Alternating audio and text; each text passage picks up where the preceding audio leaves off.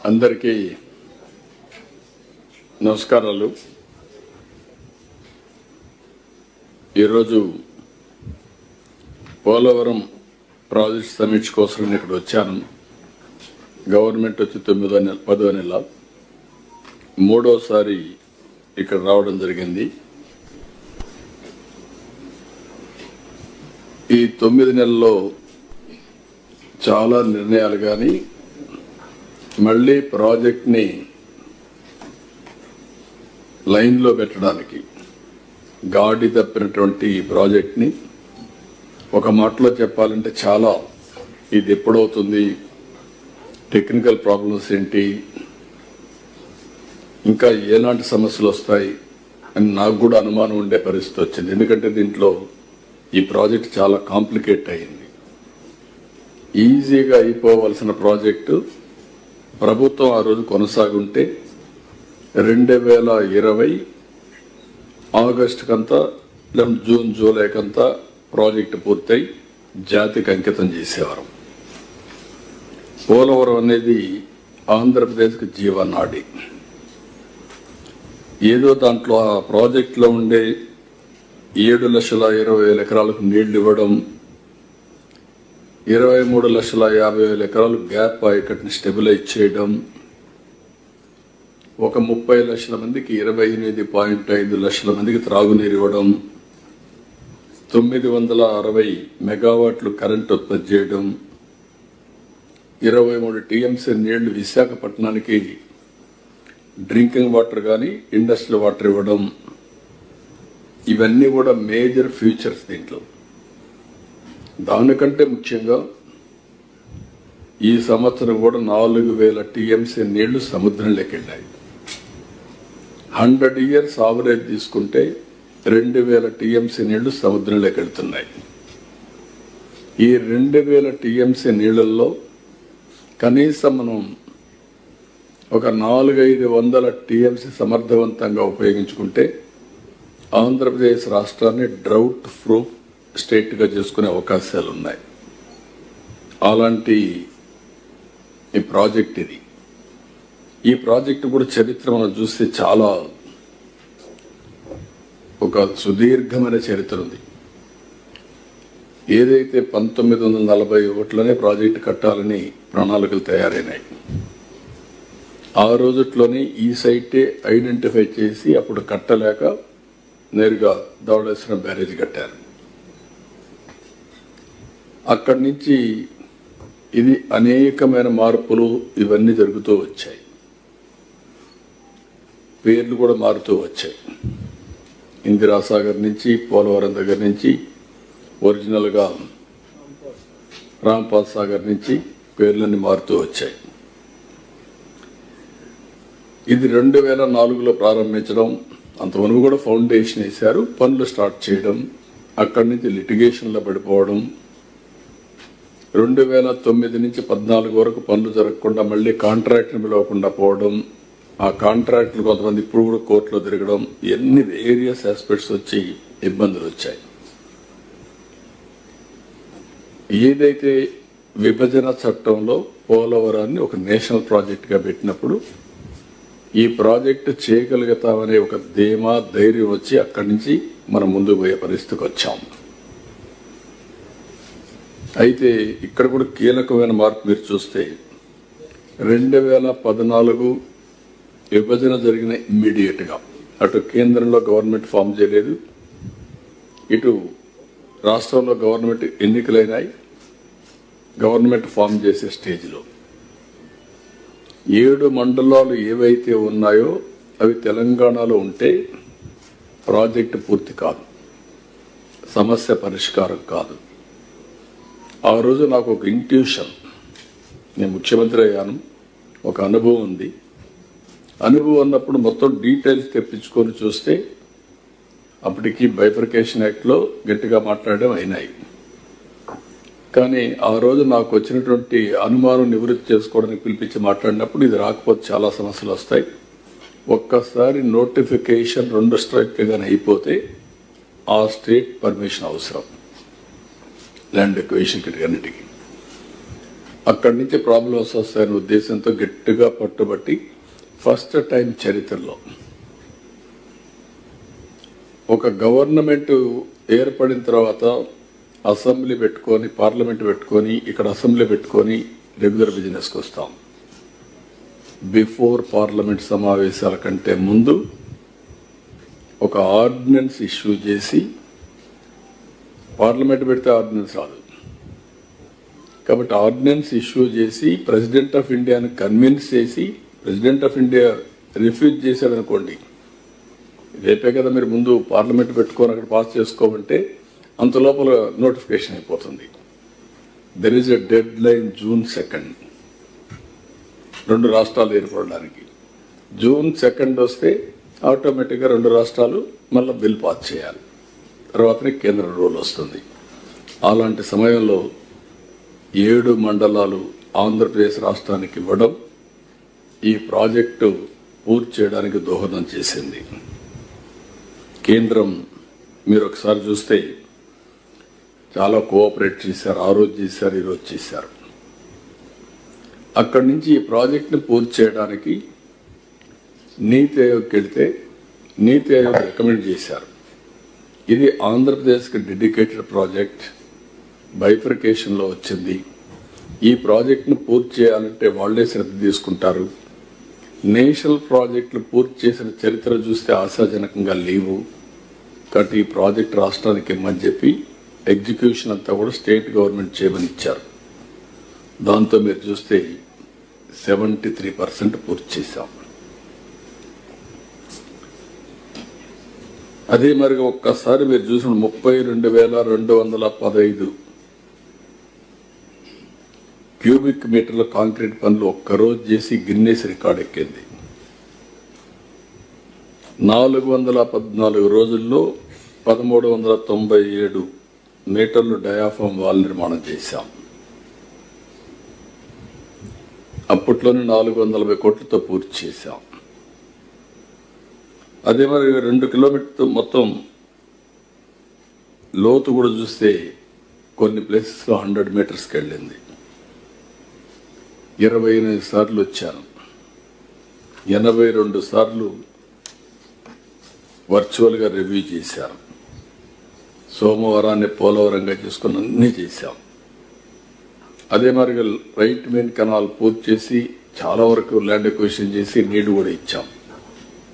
ఇది లేట్ అవుతుందని చెప్పి పట్టిసీమ తీసుకొచ్చాం. లెఫ్ట్ మెయిన్ కెనాల్ కూడా స్పీడప్ చేశాం. ఇవన్నీ చేస్తే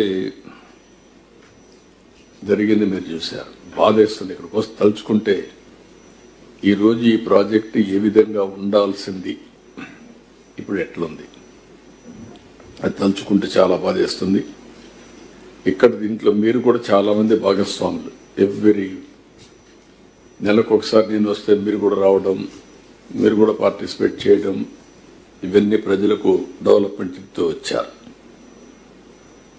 ఏదైతే వీళ్ళు చేసిన దుర్మార్గమైన కార్యక్రమం ప్రజలకు రిమైండ్ చేయాల్సిన బాధ్యత నా మీద ఉంది. ప్రజలు కూడా అర్థం చేసుకోవాల్సిన అవసరం ఉంది. ఆ రోజు జరిగినటువంటి తప్పు చరిత్ర క్షమించరాని నేరం. It is a national project. It is a peoples property. Nobody is having right to destroy. ఒక కక్ష, తెలియనితనం, అహంభావం, రాజకీయ వివక్షత అన్నీ కలిపి మొత్తం టెండర్ మార్చేయడం, 6 నెలలు ఇంట్రెస్ట్ చేయకుండా పోవడం, ఏజెన్సీ ఆఫీసర్ లేకుండా పోవడం. ఫైనల్గా మీరు చూస్తే డయాఫామ్ వాల్ దెబ్బతినింది కూడా ఎవరికి తెలియదు. అలాంటి అమానుషణీయమైనటువంటి వ్యవస్థ. కాఫర్ డ్యామ్ సకాలంలో పనిచేస్తుంటే ఇంత డ్యామేజ్ అయ్యేది కాదు. ఆ ఫ్లడ్ అంతా రావడం, అక్కడ మొత్తం ఎరోజన్ అంతా కావడం, ఎక్కడ ఊహించనటువంటి డ్యామేజ్ జరిగింది. ఆ డ్యామేజ్ 5 ఏళ్ళు ఏమీ చేయలేని పరిస్థితి. గడాన కేంద్రం ముందుగానే చెప్పారు. పీపీ అథారిటీ చెప్పింది, కేంద్ర ప్రభుత్వం చెప్పింది, తొందరపడద్దండి, ఇప్పటికే గడిచిన అనుభవాలు ఉన్నాయి, లిటిగేషన్ వస్తూ ఉంది, అకౌంటబిలిటీ ఫిక్స్ చేయలేకపోతున్నాం, మళ్ళీ ఫర్దర్గా మిస్టేక్స్ జరిగితే చాలా ఇబ్బందులు వస్తాయి చెప్పినా వినకుండా చేశారు. అప్పుడప్పుడు అంటూ ఉంటాను నేను, డెమోక్రసీ హాస్ పెయిడ్ ప్రైస్. ఒకసారి ఓట్లేసిన దానికి రాష్ట్రానికి జీవనాడి దెబ్బతినే పరిస్థితికి వచ్చింది. ఈరోజు ఇంటర్నేషనల్ ఎక్స్పర్ట్స్ని పెట్టారు. వాళ్ళంతా వచ్చి స్టడీ చేశారు. మన వాళ్ళైతే ఐఐటి మెడ్రాస్ చేశారు, అందరూ చేశారు. ఇది జరిగిందని ఐఐటి హైదరాబాద్ ఎస్టాబ్లిష్ చేసే వరకు బయట ప్రపంచానికి తెలియదు, ఎందుకు పోయింది కూడా తెలియదు. ఫైనల్గా వాళ్ళు వచ్చిన తర్వాత, ఈ ప్రభుత్వం వచ్చిన తర్వాత మేము పర్సూ చేసాం గట్టిగా కేంద్రంతో. ఎక్స్పర్ట్ కమిటీ అప్పటికే నామినేట్ చేశారు, అప్పుడప్పుడే వచ్చారు. వచ్చిన తర్వాత వాళ్ళు కూడా స్టడీ చేసి అన్ని విధాలు మళ్ళీ ఏం చేయాలని తర్జన పడిన తర్వాత 2-3 నెలలు ఫైనల్గా వేరే డయాఫామ్ వాళ్ళు తప్ప అది దెబ్బతింది. 4-5 ప్లేసెస్లో డ్యామేజ్ అయింది. ఇది చాలా ప్రాముఖ్యత కలిగిన ప్రాజెక్టు, ఫెరోషియస్ రివర్. ఇది ఏదైనా జరగరాని జరిగితే చాలా ప్రమాదం వస్తుంది. కాబట్టి no compromise, better to go new diaphragm wall. మళ్ళీ ఇప్పుడు డయాఫామ్ వాల్ కోసం అందరినీ మొబిలైజ్ చేసే పరిస్థితికి వచ్చాం. వర్క్ స్టార్ట్ అయింది. 440 కోట్ల రూపాయలతో పని అయినటువంటి డయాఫామ్ వాల్ రివర్స్ టెండర్ అనే పేరు పెట్టి రాజకీయ కక్షతో మొత్తం ప్రాజెక్టు పైన కక్ష తెచ్చుకునే పరిస్థితికి వచ్చారు. ఇప్పుడు ఒక్క డయాఫామ్ వాల్ 990 crores, 440 కోట్లు కొట్టుకొని పోయింది. ఈరోజు 990 crores ఖర్చు పెట్టే పరిస్థితికి వచ్చాం. 2020 కావాల్సిన ప్రాజెక్టు మళ్ళీ కేంద్రం పూర్తిగా డబ్బులు ఇచ్చి ఇవన్నీ చేసినా కూడా ఇది 2027 డిసెంబర్కి పోయే పరిస్థితి వచ్చింది. దాని మీదనే ఇప్పుడే నేను రివ్యూ చేశాను. రివ్యూ చేసినప్పుడు ఈసీఆర్ఎఫ్ గ్యాప్ 1 ఉంది. ఇది ఫిబ్రవరి 26కు పూర్తి చేస్తాం.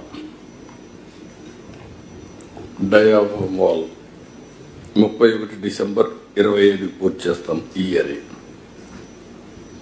అదర్ వర్క్స్ అన్ని డిసెంబర్ 26కు పూర్తి చేస్తాం. చిన్న పెద్ద వర్క్లన్నీ కూడా డిసెంబర్ 26 కాకుండా నేనేమన్నా జూన్కి పూర్తి చేయమన్నాను. లెఫ్ట్ కనెక్టివిటీస్ అది కూడా 26 జూన్కి పూర్తి చేస్తాం. 26 జూన్కి అది అవుతుంది. రైట్ కనెక్టివిటీస్ చాలా వరకు అయిపోయినాయి. ఇది కూడా 26కు జూన్కి పూర్తి చేస్తాం.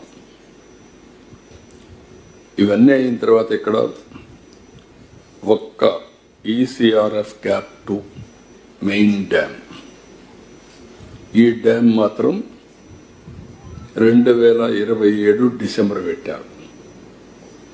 దీన్ని ఇప్పుడు నేను రివ్యూ చేశాను. అన్లెస్ టెక్నికల్ పీపుల్కి ప్రాబ్లం ఉంటే తప్ప 27 జూన్కే పూర్తి చేయమన్నాం. జూన్ కాకుండా ఏప్రిల్కే. ఎందుకంటే మనకు జూలైలో గోదావరి పుష్కరాలు వస్తాయి. పుష్కరాల సమయానికి ఈ ప్రాజెక్టు పూర్తయితే అంత మునిపే జాతికి అంకితం చేస్తే చాలా ఉపయోగపడుతుంది. ఒకవేళ బలమైనటువంటి ఈ యొక్క టెక్నికల్ ప్రాబ్లమ్స్ ఉంటే అటు ఇటు కొంచెం లేట్ అవుతుంది. అదర్వైజ్ పూర్తి చేస్తాం.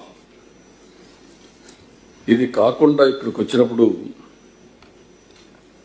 మొత్తం phase 1A, phase 2 1B, 1A 1B ఇవన్నీ పీడిఎఫ్లు కానీ ల్యాండ్ ఎక్విజిషన్ కానీ జరగాలి.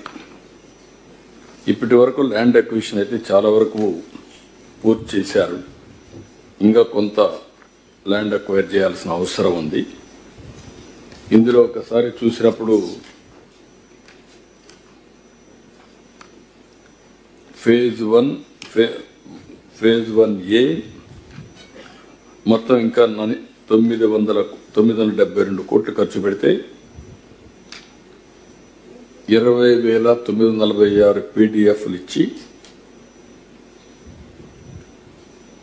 దగ్గర 26 R&R కాలనీస్ పూర్తయినాయి. ఇంకొక 49 R&R కాలనీస్ పూర్తి చేయాలి. వీళ్ళల్లో ఇప్పటికే 14,359 మందిని షిఫ్ట్ చేశాం. ఇంకొక 6,577 మంది షిఫ్ట్ చేయాలి. ఇవి పూర్తి చేయాలంటే పాత రేట్లకు ఎవరు రాలేదు, అది క్యాన్సిల్ చేశాం. దీని మీద ఒక 500 కోట్లు ఎక్కువ అవుతా ఉంది. 972 కోట్ల రూపాయలు ఖర్చు పెట్టి ఫేజ్ 1A ఉండే వాళ్ళందరినీ రీహాబిలిటేట్ చేస్తాం.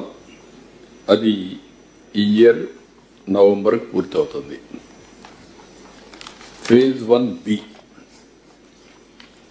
ఇక్కడ మీరు చూస్తే 48 హ్యాబిటేషన్లో 6 మండలాల్లో ఇది పూర్తి చేయాల్సిన అవసరం ఉంది. రిమైనింగ్ పీడిఎఫ్లు దగ్గర మనం చూసినప్పుడు ఒక 15 హ్యాబిటేషన్స్ ఉన్నాయి. గ్రామ సభలు కూడా పెట్టారు, అవన్నీ ఎస్టాబ్లిష్ చేస్తున్నారు.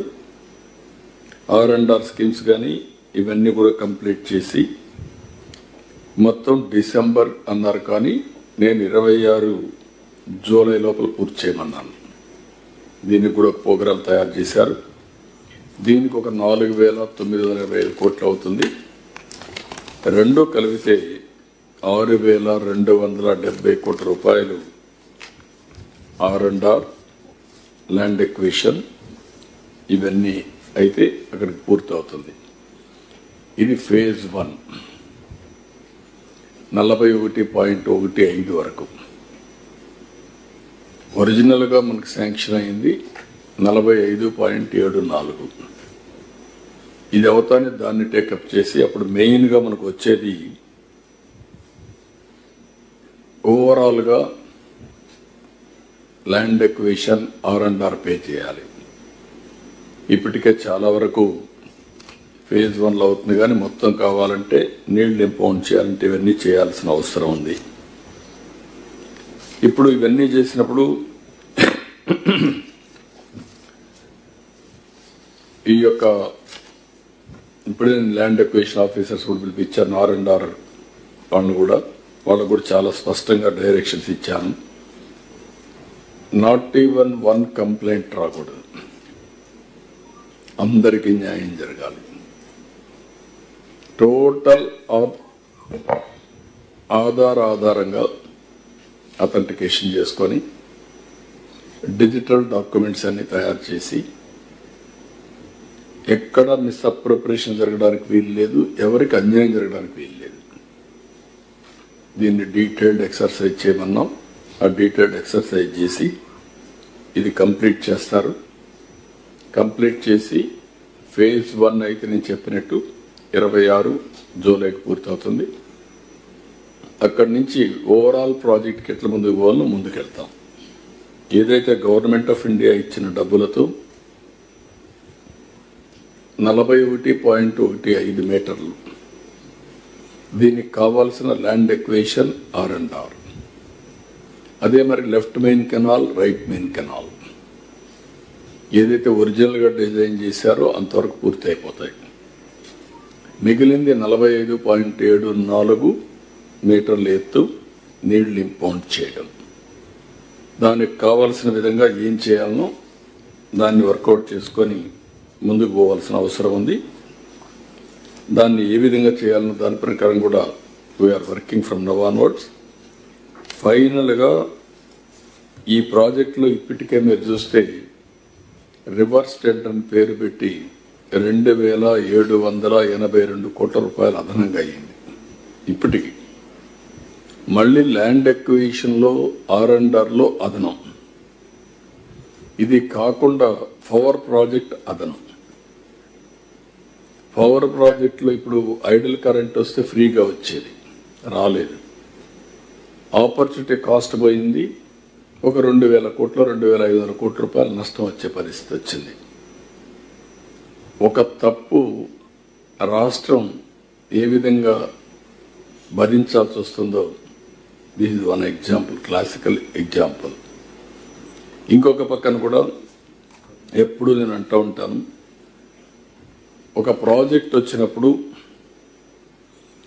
ప్రాజెక్ట్ బెనిఫిట్స్ వచ్చినప్పుడు కింది ప్రాంతంలో ఉండే రైతులు ఆనందంగా ఉంటారు. నీళ్లు వచ్చినప్పుడు that is a game changer. అదే సమయంలో తరతరాలుగా ఉన్నటువంటి వ్యక్తులు అక్కడి నుంచి వదిలిపెట్టి వేరే ప్రాంతాలకు వెళ్ళాలి రీహాబిలిటేషన్కి.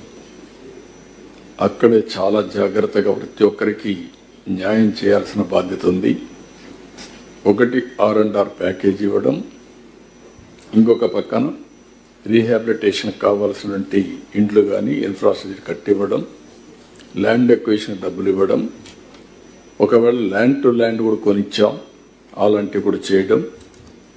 ఫైనల్గా వాళ్ళందరిని అనలైజ్ చేసి ఈ ఏరియాలో ఇంకా ఏమన్నా వీళ్ళకి చేయగలుగుతామా, ఏమేం చేయగలుగుతాం, ఎక్కడ సెటిల్ అయ్యారు అవన్నీ నోటిఫై చేసి వాళ్ళకు కూడా జీవనోపాధి లైవ్లీహుడ్ ఏ విధంగా క్రియేట్ చేయాలనో క్రియేట్ చేసి వాళ్ళ జీవితాల్లో కూడా వెలుగు చూడాల్సిన బాధ్యత మన మీద ఉంది.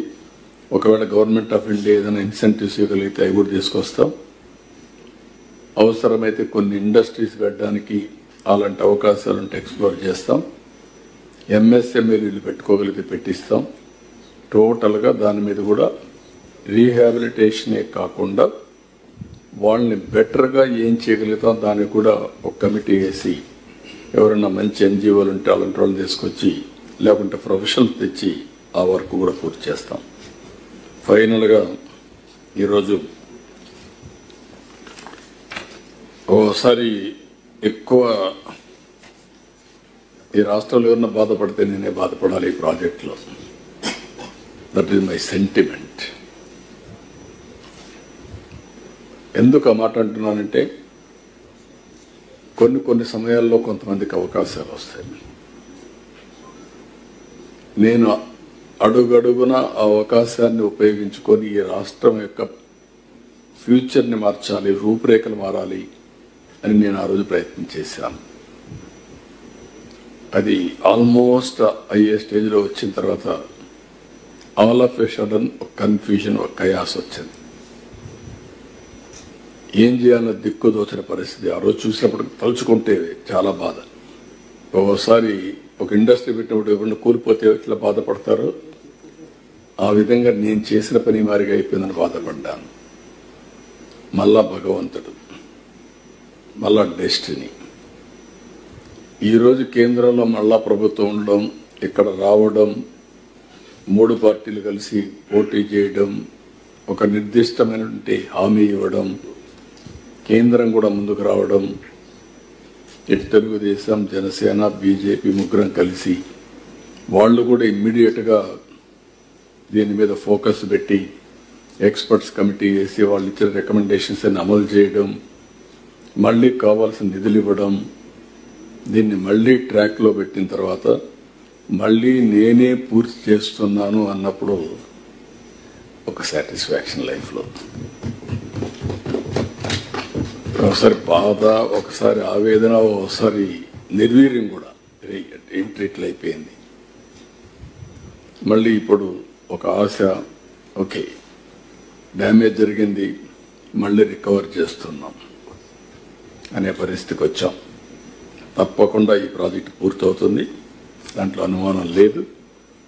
దీన్ని ఆధారంగా తీసుకొని ఉత్తరాంధ్ర సుజల స్రవంతి, పోలవరం, బనకచెర్ల అనుసంధానం, ఈ 2 జరిగితే జీవితానికి ఒక పరమార్థం ఉంటుంది. I'm confident will do it.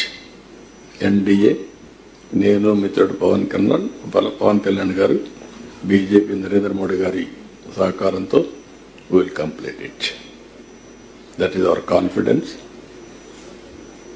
That is our dedication. మీకు ఏమైనా డౌట్స్ ఉంటే చెప్పండి, లేకపోతే మీకు ప్రాజెక్టు పైన ఏదైనా మీరు కూడా నా మారిగానే ఇని కంఠపాఠం అయిపోయింది. ఎక్కడ గ్యాప్ 1, ఎక్కడ గ్యాప్ 2, ఎక్కడ గ్యాప్ 3, ఎక్కడ ECRF. 34 times వచ్చాను.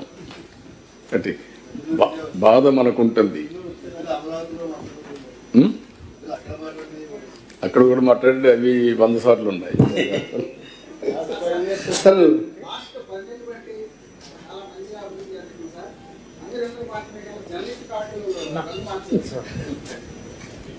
మా వాళ్ళు కొంచెం మారుస్తాం, మీకు ఇంటి జాగాలు కూడా ఇవ్వాలి. జ్ఞాపకం ఉంది నాకు మీ గ్రీవెన్స్ అని ఇవ్వాలి, ఇస్తాం చెప్పాను. అలా నేను శ్రద్ధ పెడతాను. సార్ ఇప్పుడు ఎగువ కాఫర్ డామ్ 42.5 అయిపోయింది కదా సార్. గతంలో అనుకున్నట్టు మనం కనెక్టివిటీస్ పూర్తి చేస్తే నీళ్ళు ఇచ్చి ఆస్కారం. ఏదిమా ఎగువ కాఫర్ డాము 42.5 కట్టేశారు. గతంలో అనుకున్నట్టు కనెక్టివిటీస్ పూర్తి చేస్తే మెయిన్ డ్యామ్ అవ్వకుండా నీళ్ళు ఇచ్చి ఆస్కారం ఉంది. గతంలో ఈ ప్లాన్ ఉండేది కదా సార్. ఇప్పుడు ఈ టైం పూర్తయితే నీళ్ళు గ్రావిటీ కింద ఇచ్చే అవకాశం గతంలో పరిశీలించారు కదా, ఇప్పుడు ఏమన్నా ఈసీఆర్ఎఫ్ కదా సార్. కాఫర్ డామ్ ఏంటంటే నీళ్ళు ఇద్దామని గతంలో ప్లాన్ లేదు కదా సార్. ఇప్పుడు 42.5 కాఫర్ డామ్ అయిపోయింది. కనెక్టివిటీస్ పూర్తి చేసుకుంటే నీళ్ళు ఇచ్చే ఆస్కారం ఉంటుంది. నీళ్ళు ఇస్తాం, కానీ కనెక్టివిటీస్ పూర్తి చేసుకుంటే వెళ్తాయి. ఇప్పుడు ఆ కనెక్టివిటీ పూర్తి చేస్తున్నాం. నేను అదే మీకు చెప్పింది. అవి ఇప్పుడు ఎంత వీలైతే అంత తొందరలో కంప్లీట్ చేయమన్నాను. మ్యాక్సిమం 26 జూలై, ఈ ఇయర్ రాకపోయినా నెక్స్ట్ ఇయర్ జూలైకి వచ్చేస్తుంది. అప్పటి నుంచి కనెక్టివిటీతోనే వెళ్తుంది. అది అప్పుడు మీరు అన్నట్టు ఈసీఆర్ఎఫ్ లేట్ అయినా నీళ్లు మాత్రం వాడతాం. ప్రాక్టికల్గా మీరు గుర్తుపెట్టుకోవాల్సింది 26 జూలై నుంచి నెక్స్ట్ సీజన్ నుంచి నీళ్లు ఇస్తాం. 26 కనెక్టివిటీస్ 26 బీ క్లియర్. ఆ సైడ్ ఈ సైడ్ నీళ్లు వెళ్తాయి. వెంకటేశ్వరరావు రాసుకో, నువ్వు మళ్ళీ టెక్నికల్గా మాట్లాడొద్దండి. మీరు సాయి ప్రసాద్ మీ మంత్రి, నా క్లారిటీ ఉంది, మీ క్లారిటీ ఉంది, రోజు చూసుకోండి. దాదాపు 60 టీమ్స్ పెట్టుకోవచ్చు. 41 హైట్కి వస్తుంది. ఆ హైట్లో ఈ పక్క పక్క వెళ్తాం.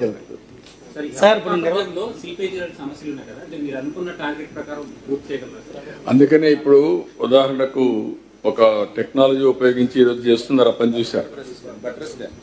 బట్రస్ డ్యామ్ కూడా దాన్ని ఎందుకంటే స్వీపేజ్ని అరికట్టడానికి దానికి 72 కోట్లు ఖర్చు పెడుతున్నాం. 82 కోట్లు ఖర్చు పెడుతున్నారు. అది ఇప్పుడు ఒక 1 month or 2 months అయిపోతుంది. మే లోపల అయిపోతే రెయినీ సీజన్లో కూడా స్వీపేజ్ ఆగి పనులు డయాఫామ్ వాల్ పూర్తవుతుంది. అది డిసెంబర్కి పూర్తవుతుంది. కాబట్టి అది కూడా ఏం చేయాలో అవన్నీ వర్కౌట్ చేస్తున్నారు. దానికి కూడా కొద్దిగా హైట్ పెంచాల్సి వస్తే అది కూడా వర్కౌట్ చేస్తున్నారు. Upper coffer dam operation platform level కొద్దిగా పెంచుతారు. అవి కూడా ప్రికాషన్ టెక్నికల్ ప్రాబ్లమ్స్ అది తీసుకుంటున్నారు. ఇక్కడ 4-5 మంచి ఐలాండ్స్ ఉన్నాయి, కొండలు ఉన్నాయి. ఇవి కూడా హోటల్స్ కూడా పెట్టాలనుకుంటున్నాం. ఇక్కడ హోటల్స్ పెడితే పాపి కొండలు బ్యూటిఫుల్ భద్రాచలం వరకు మధ్యలో ఐలాండ్స్ చూస్తాం. ఇక్కడి నుంచి నేరుగా మీకు గోదావరి ధవళేశ్వరం బ్యారేజ్ వరకు బ్యూటిఫుల్గా డెవలప్ చేసే అవకాశం వస్తుంది. అఖండ గోదావరి దానికి కూడా ప్రాజెక్ట్ తయారు చేసాం. నిన్న 2 ఆఫీసర్లు పెట్టాం. 2027 జరిగే గోదావరి పుష్కరాలకు ఇప్పటి నుంచే ప్రారంభిస్తాం. 2.5 years will work in that direction. అలా మీకు రాజమండ్రికి మంచి రోజులు వస్తాయి. అప్పుడు మనమే చేసాం, ఇప్పుడు మళ్ళీ మనమే చేస్తాం. ఓకే సార్, 41.50 వరకు పూర్తి చేస్తున్నాం కదా సార్. అందులో లేని గ్రామాలు కూడా కొన్ని మునిగిపోతున్నాయండి. అవి ఏమో 45లో ఉన్నాయండి. వాళ్ళు మేము మునిగిపోతున్నాం. ఇప్పటికే భద్రాచలం వద్ద 45 అడుగులు వచ్చేటప్పటికే మేము మునిగిపోతున్నాం. మమ్మల్ని 41లో చేర్చనండి. అటువంటిది ఏమైనా ఆలోచిస్తున్నారా sir? Will take it up all these issues. ఇది మన చేతుల్లో మనం ఒక్కరే చేసేది కాదు. గవర్నమెంట్ ఆఫ్ ఇండియా కూడా కన్విన్స్ చేసుకోవాలి. Bifurcation act is very clear. 45.74 there is no second thought. అది కూడా ఒప్పుకునేది వీళ్ళే ఒప్పుకున్నారు. నేనున్నప్పుడు 41.14 ఎప్పుడు డిస్కస్ చేశారా మీరు? ఎప్పుడు లేదు, ఆ మాటే లేదు. దాన్ని కొత్తగా తీసుకొచ్చి పెట్టారు. phase 1 పెట్టారు. ఇవన్నీ కూడా లేనిపోని సమస్యలు తెచ్చారు. ఇప్పుడు నేను మళ్ళీ వెనక్కిపోతే అసలు ప్రాజెక్ట్ పోతుంది. ముందు నీళ్లు రావాలి, ప్రాజెక్ట్ పూర్తి కావాలి. ఇది అవుతాను, దాన్ని కూడా టేకప్ చేసుకుంటారు. పోలవరంలో ఉన్నటువంటి మండలాల వాళ్ళందరూ కూడా జిల్లాగా ఏర్పాటు చేస్తాం ముంపు మండలాలని మీరు హామీ ఇచ్చారు సార్ గతంలో. ఇప్పుడు అందుకని ఆలోచిస్తున్నారు. వీళ్ళు డిఫరెంట్ ప్లేసెస్కి వెళ్ళిపోతున్నారు రీహాబిలిటేషన్లో. ఎక్కడ ఫామ్ చేయాలి, మళ్ళీ ఓన్లీ డ్యామ్కి ఒక జిల్లా వస్తుందని భయంగా ఉంది నాకు. అందుకే వీఆర్ వర్కింగ్ ఆన్ దట్. ఒకవేళ కాంపాక్ట్గా వస్తే డెఫినెట్గా చేస్తాం. కాంపాక్ట్ రాలేదనుకోండి, అట్లా కాకుండా ఈ కాలనీస్ పని శ్రద్ధ పెడతాం. 2 ఎగ్జామ్ చేస్తున్నాం. ఒక్కసారి R&R కాలనీస్ వచ్చేస్తే నాకు ఒక క్లారిటీ వస్తుంది, దాని ప్రకారం ముందుకెళ్తాం. పోలవరం బంకచెర్ల మళ్ళీ పెద్ద ప్రాజెక్టు నిధులు తీసుకురావడం అది ఎట్లా అన్నది మీరందరూ ఉన్నారు కదా, ఐడియాలు ఇవ్వండి. Thank you.